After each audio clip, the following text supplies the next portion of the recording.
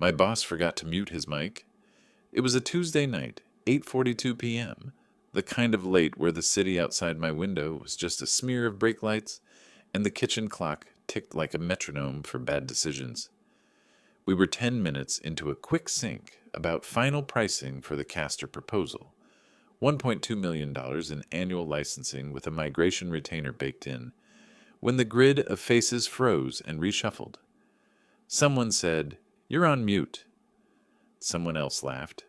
Trevor Lee, my boss, smiled into the camera with that rehearsal smile he used on clients and board members, the one that never touched his eyes. He leaned back, fiddled with something off screen, and I watched his square blur as he clicked into another call he thought was private. He didn't mute. At first it was just office white noise, cuff against the table, the scrape of a chair, a soft exhale like relief. Then another voice, male, flat, the cadence of someone who signs wire transfers without reading line items. "Is the kid going to play ball after it closes?" Kid, I'm 32. I stared at my camera preview, a reflection of tired eyes and a Nixora Systems fleece I didn't remember putting on. Trevor's voice came in clear. "Ryan, he'll finish the work. He always does. Then we cut him loose before Q4 headcount review. Cheaper to roll his scope under ops and give the bonus to the executive team." There was a silence that shouldn't exist on a live call, a sub-zero pocket of air. I felt it in my molars. The other man, later I'd realize it was one of our investors, chuckled.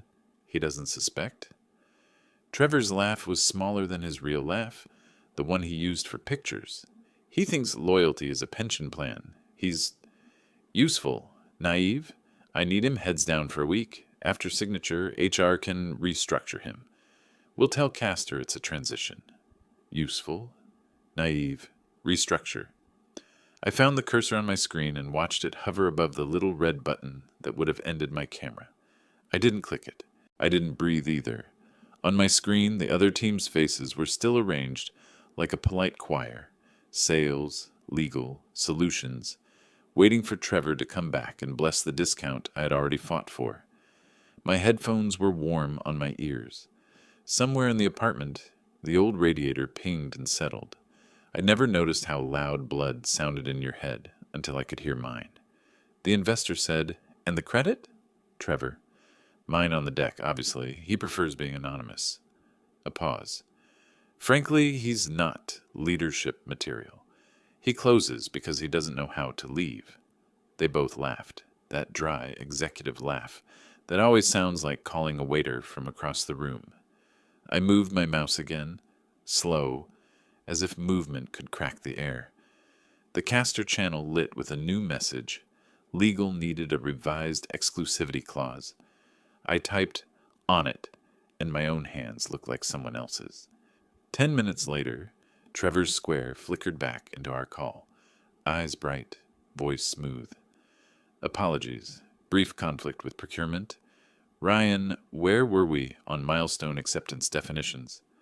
I answered like I always do, calmly, precisely, without ornament.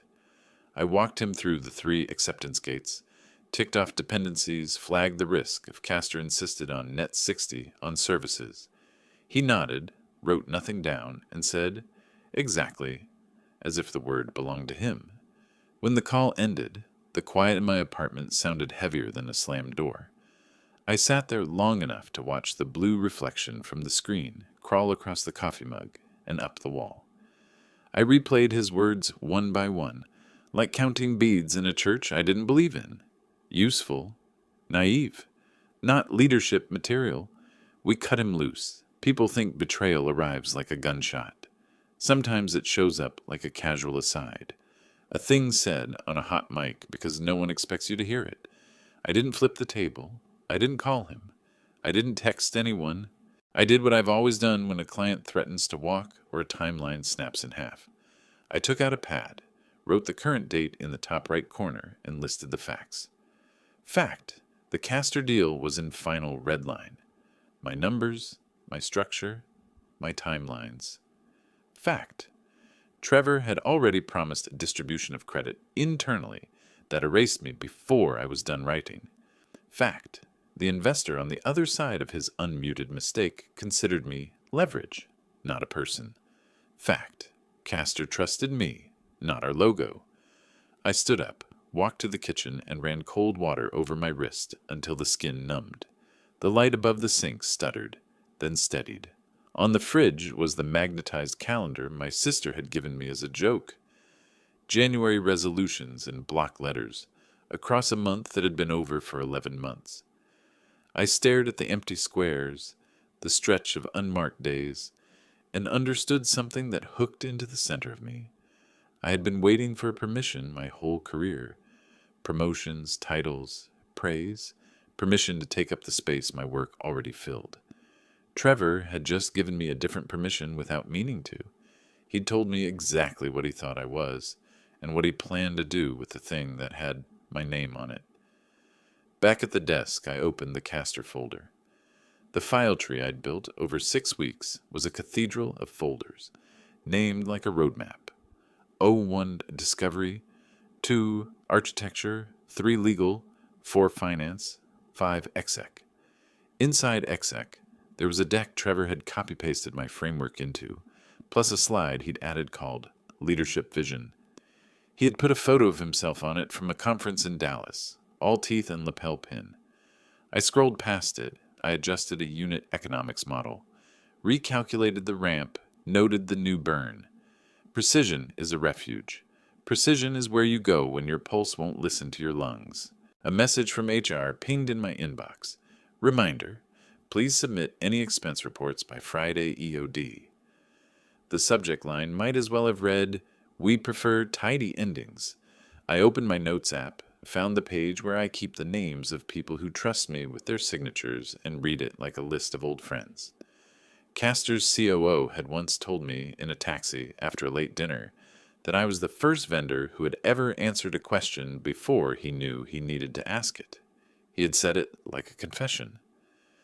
I remembered the shape of the streetlights on his face when he said it. I remembered thinking that loyalty, when it's real, looks nothing like the slogans in our company all hands. I didn't sleep. I didn't even try.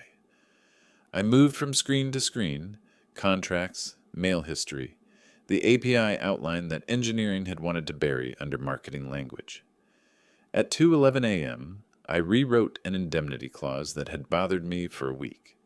At 2:38, I stood in the dark and looked out the window at a triangular slice of river between 2 buildings and counted 3 barges. At 3:05, I put my phone face down on the table and listened. Upstairs, the couple who never agree on what to cook argued about garlic. Down the hall, a dog dreamed and let out 2 quiet, surprised yelps. The city kept being a city. In my chest, something that used to be called faith turned into something else with edges. The next morning, Trevor pinged our team chat at 7:12 a.m. Great progress last night. Proud of this team. A line of thumbs-up emojis followed from people who still believed that proximity to a compliment would eventually turn into a raise. He DM'd me separately, the tone warm enough to pour over pancakes. Can you hop on at 9? Want to align on talking points ahead of the exec check-in? I typed, yes. I brewed coffee. I ironed a shirt I could have worn wrinkled. I watched my face in the mirror as the steam rose, and I tried to see the part of me he thought was naive. I couldn't find it.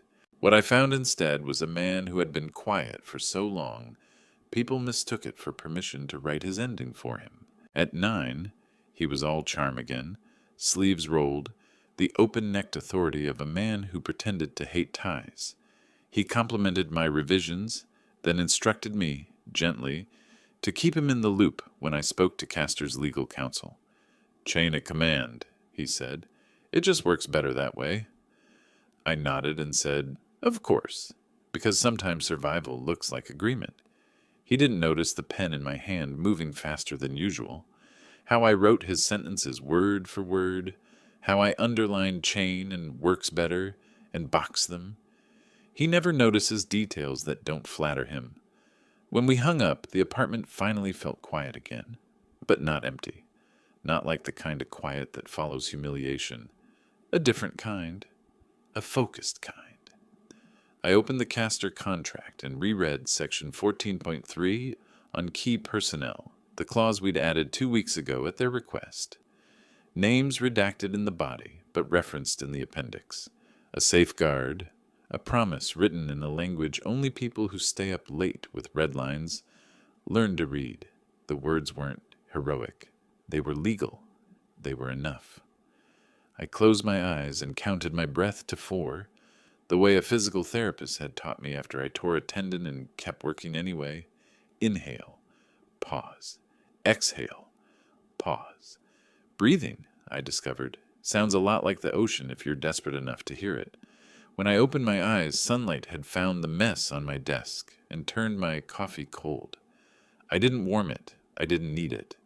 I moved my cursor back to the line where the story in front of me lived, and I kept typing until the apartment forgot what last night sounded like.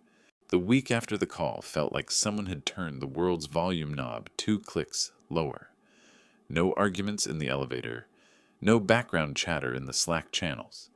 Just this strange, soft quiet. The kind you only notice when something important has already broken. Trevor was still smiling. That was the worst part.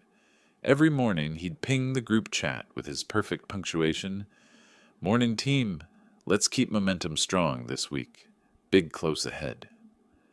He still CC'd me on investor updates, dropped my numbers into his decks, even asked me to polish his slides before the executive review. I did it all, calmly, efficiently, like always. Except now, every line of code, every cell in a spreadsheet, every message I sent was no longer his asset. It was evidence.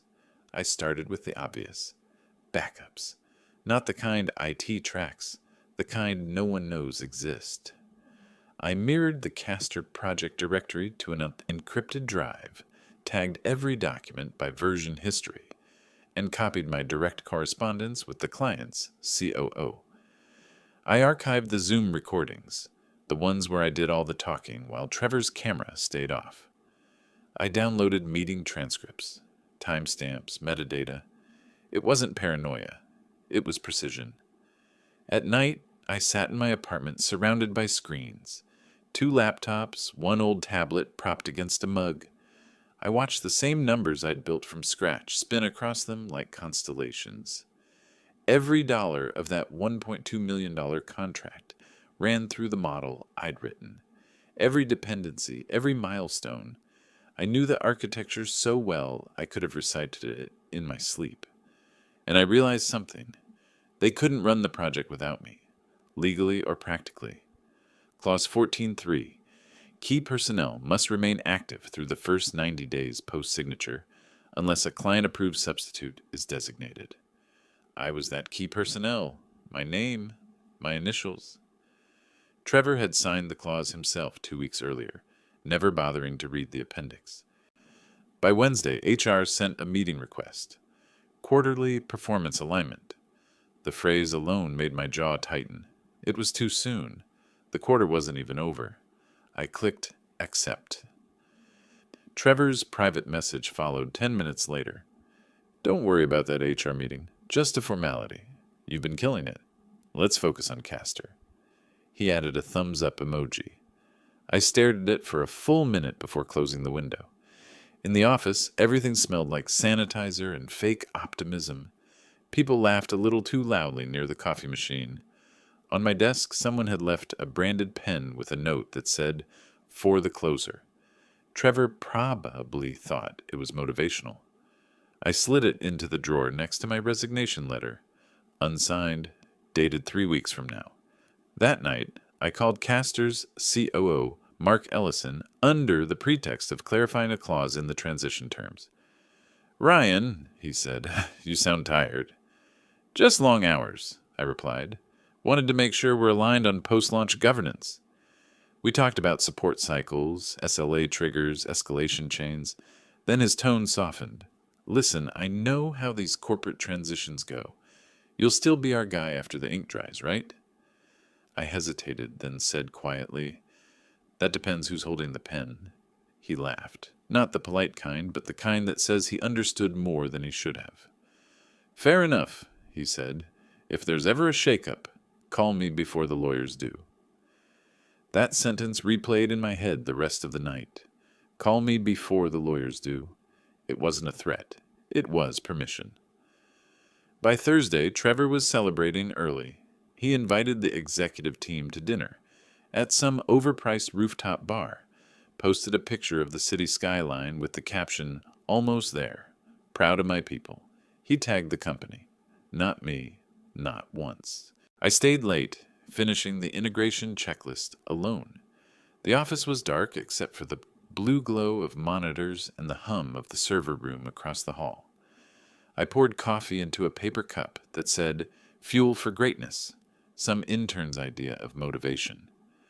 Around 10:30 p.m., I opened a private message thread with myself, an old trick to store drafts off server, and started writing what looked like notes, but wasn't. If he fires me Friday, let the client call me first. Send deliverable summary from personal inbox before access is revoked. Archive timestamp logs. Prove authorship. Don't react. Reacting gives them proof you cared. I read it twice, then deleted it, but the words were already burned in. Friday morning arrived heavy and perfect. The deal was done. Signatures collected. Payment schedule approved. $200,000 in total value. The largest contract Nexora had landed that quarter. Trevor strutted into the bullpen wearing a navy blazer and the smugness of a man who believed history only remembered the loudest names. He clapped his hands once, loud enough for the interns to look up.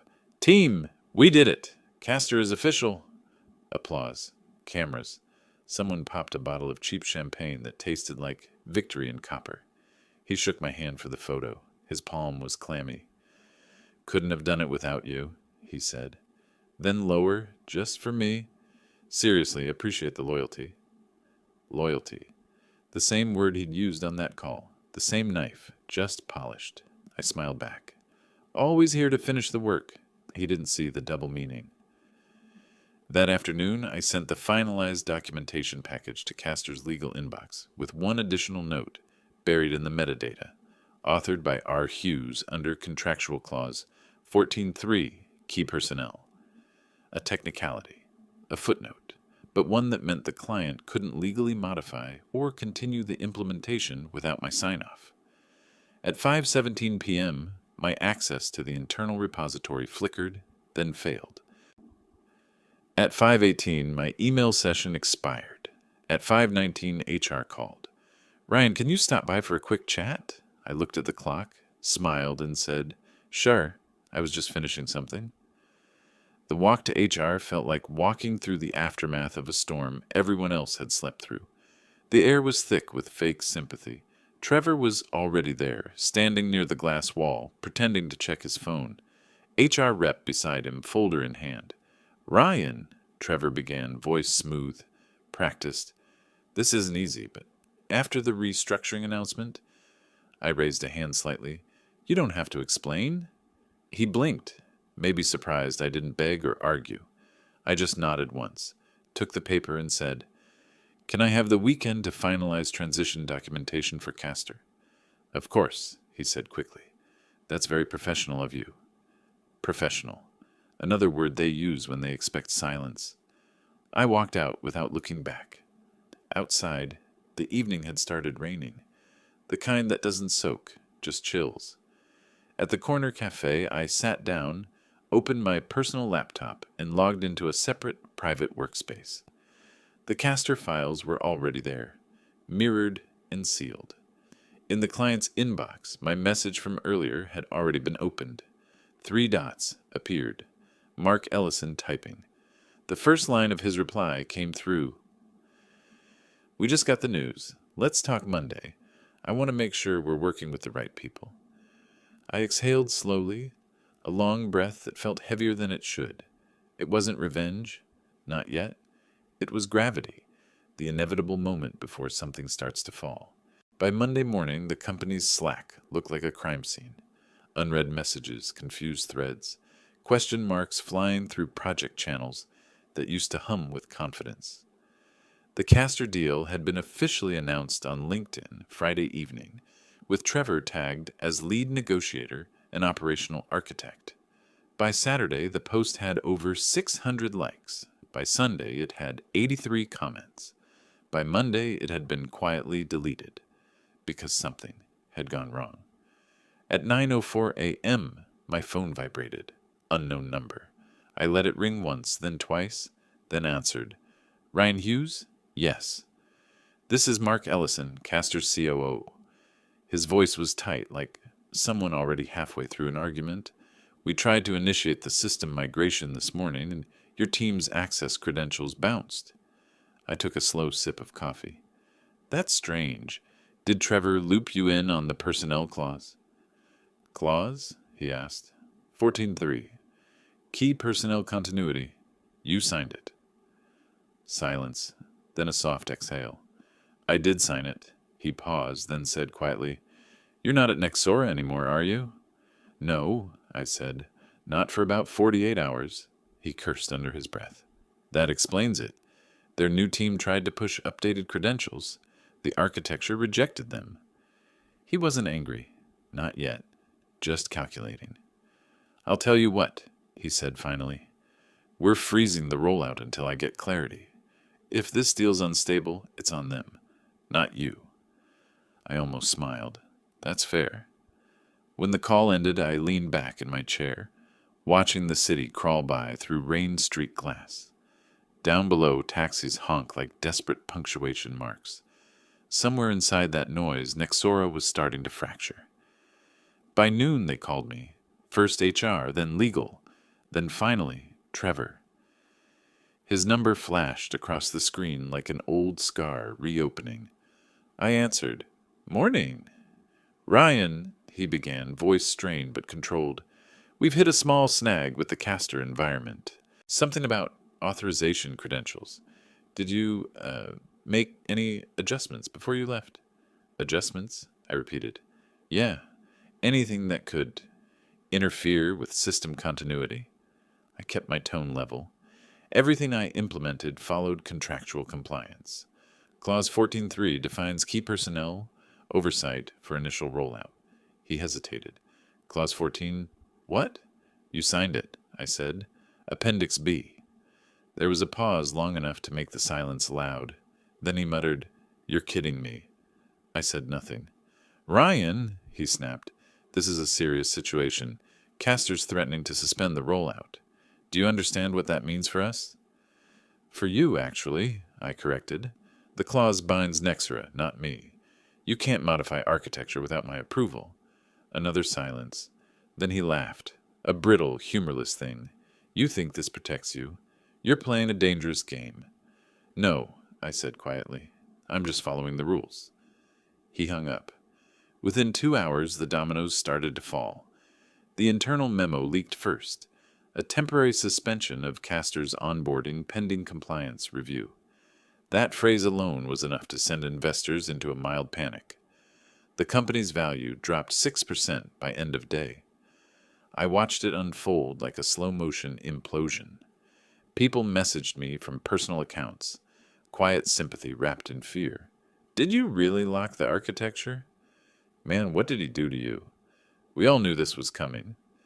Trevor, meanwhile, went into damage control. He told Castor that the issue was a system sync delay. Castor's IT lead replied with one line. We will not proceed without Mr. Hughes's technical sign-off.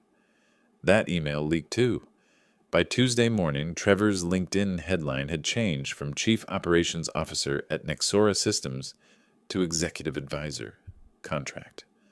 By Wednesday, his name disappeared from the website entirely. I didn't celebrate. I didn't need to. But I did watch. That night, I went for a walk. The first real one I'd taken in weeks.